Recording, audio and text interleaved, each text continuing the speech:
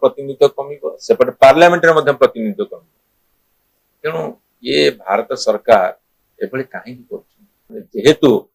Bharatiya Janata party अभिसंधिमूलक काम करने को जाऊँगी गभीर षड़यंत्र रचुंट जे किसी अंचल बढ़ेबे किसी अंचल काटिबे तार भयानक परिणाम सामना को आस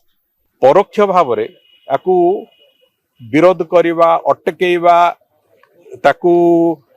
गोटे तार विरोधाभास प्रकट करवा ये जो मानसिकता से मानसिकता छाड़ंतु एवं केंद्र सरकार जो योजना आरंभ करिसंती ये एक संपूर्ण भाव में भारत वर्षर राजनैतिक इतिहास भारत वर्षर आगामी इतिहास को संपूर्ण रूप एक परिवर्तन करने को जाउछि।